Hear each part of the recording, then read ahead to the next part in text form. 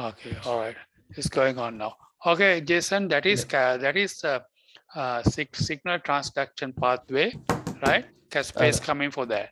But today I'm doing photosynthesis, right? This is also very important section for you. Yep. Yep. And let me to enlarge this file. So a little bit tricky. Where was it? Okay. Yeah, I think probably I can do like this. So can you just go through endo-symbiosis real quick? Endo-symbiosis, yes.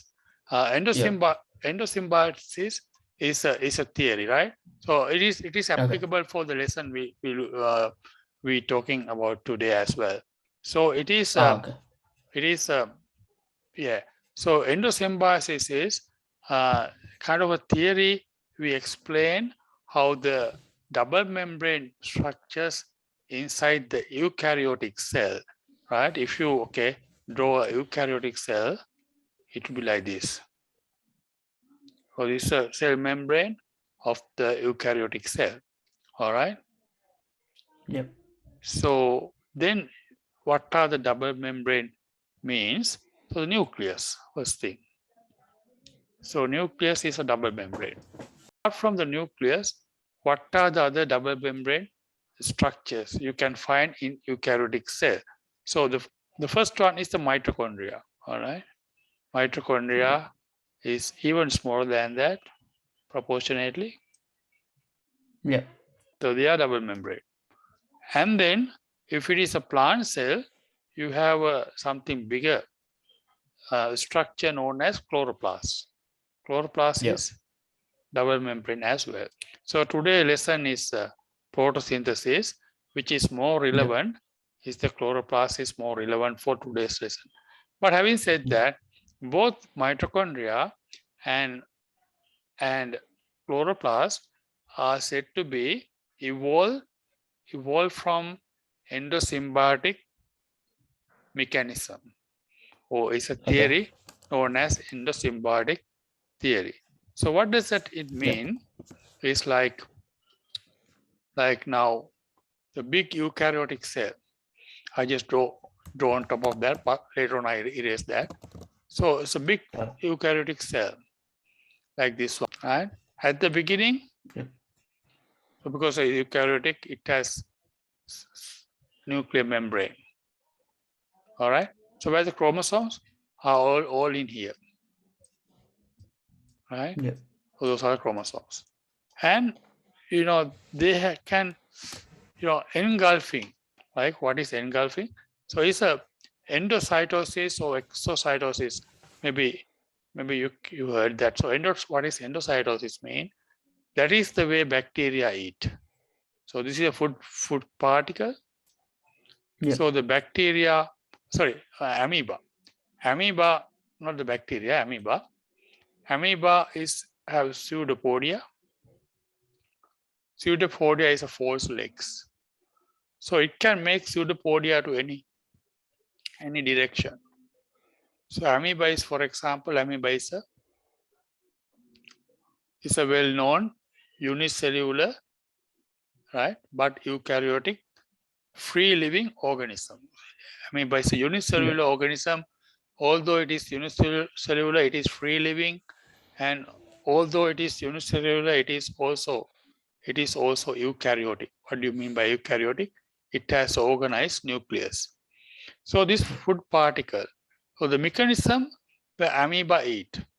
So say the food particle, so they pseudopodia surrounding the food particle, right? And then actually it is taken in a vacuole like that. So this is so then symbiotic theory. So unicellular organism like a bacteria was engulfed by a eukaryotic cell like amoeba, right?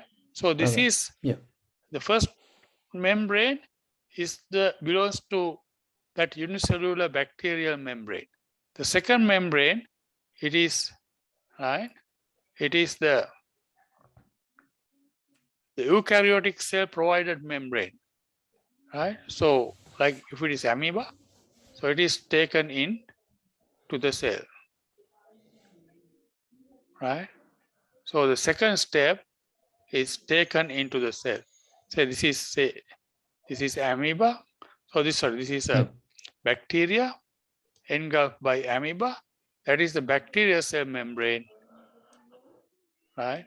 And this is amoeba provided vacuole membrane, right? So the membrane of the bacteria turns into a nucleus? No, nucleus was already there, right? So Okay, yeah. endosymbiotic theory never explained how did the nucleus was made. So it is already there, assuming that already there. But they explain how the chloroplast and how the mitochondria actually would have resulted by endosymbiotic theory. Endosymbiotic theory. Endosymbiotic. So symbiotic is right. Symbiotic is a way of life. Symbiotic mean right. Two organisms living together. They help each other for their survival, right? Yeah. So both organisms have mutually helping each other. They have mutual benefits. So that is symbiotic mean. So endosymbiotic is something different, which is engulf, gone into, so this endo, interiorize. This is interiorialized, but still having kind of symbiotic relationship. So example this. Now this, imagine this bacteria. It is engulfed by amoeba, saying, okay, I eat you. But having said that, so some organisms, right, they can't eat, they can't get digested by the enzymes, right? So usually if it is the amoeba actually secrete a lot of enzyme into that and digest anything inside. If it is a bacteria engulf, so then they kill the bacteria and digest the bacteria, and they engulf, they just actually reabsorb the digested things into the cytoplasm. So that's the way they live. Then finally they discard the remnants of everything, right, from the other end. But as you know, certain bacteria are resisting to engulfing or digesting, right? So for example, pathogenic bacteria like Salmonella, right? Pathogenic bacteria like Shigella or something like that, right? So what happened? So our body says engulfing Salmonella, but Salmonella is not digestible to the body mechanism, right? So WBC, white blood cells, can engulf some organisms like, for example, tuberculosis, a TB, right? The TB has a very thick outer cover. It's a bacteria, but it has a very thick outer cover or the capsule. Because of this capsule, right, it is actually escaped from digestive enzymes of the amoeba, right? So it can survive. So scientists explain something like that would have happened in the past. So as a result, the bacteria inside was happily live inside the vacuole of the particular eukaryotic organism, right? And then eventually, that bacteria was, evolved, right, down the track. They evolve to do carry out certain function, which actually provide the benefit for the host, right? So for example, if it is a chloroplast, so they have pigments, right? Or they have mechanism to actually do the photosynthesis, right? So what is the ultimate product of the photosynthesis? It is glucose. So provide the glucose to the host cell. The host cell is actually providing everything as food and everything to the chloroplast, right? Yeah. And also provide the host in the chloroplast, right? Okay. So that's the benefit. So it's a mutual benefit, right? So mitochondria, on the other hand, so the mitochondria, Yeah. right? The mitochondria is another one. What functions the mitochondria carry out? It's double membrane structure. So then mitochondria can do the respiration, cellular respiration, and then Yeah.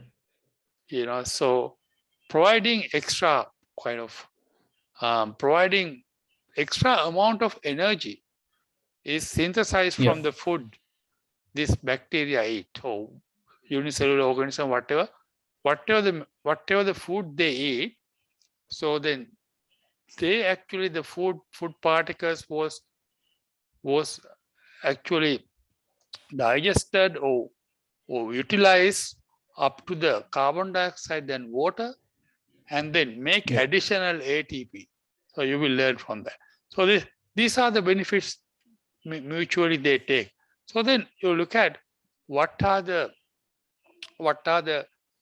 evidence to say that, right? To say that Yeah. this chloroplast or this mitochondria are actually not originally produced by this cell, but they came from outside, and they still managed to live in that cell.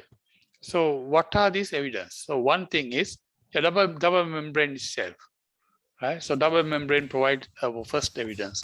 Like so Yeah. first membrane is, inner membrane is the organism by itself. The second membrane is the host cell provided membrane. So it is similar to a bacteria engulfed by this amoeba. So they have two membranes either, right? So then second thing is, right? So this mitochondria and chloroplast, they are dividing when the host cell dividing, but that division is independent to the host cell, right? So when the host cell divide, they also divide, but the host cell has nothing to do with their division. They just do it by themselves, right? Yeah.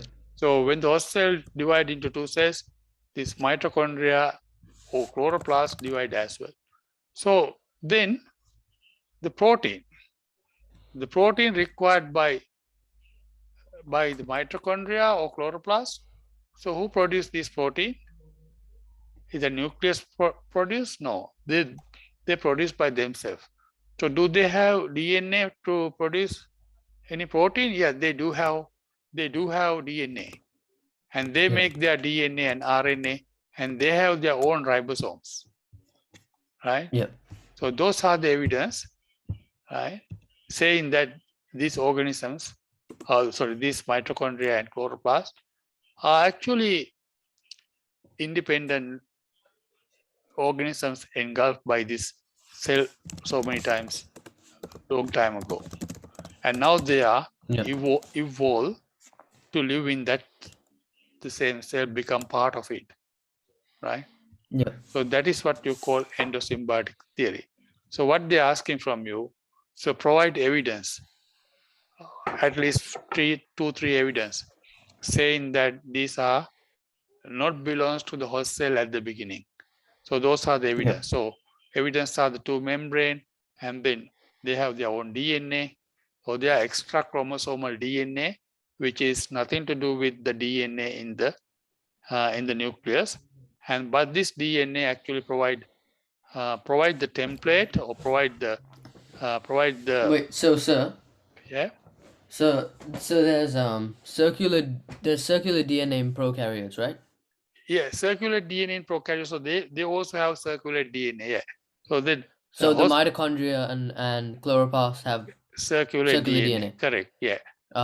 They have circular DNA like a bacteria. Yeah. But the host cell, they have linear DNA. All chromosomes. Yeah. Okay. Yeah. All chromosomes have linear DNA. So the circular DNA is also another example. So the circular DNA just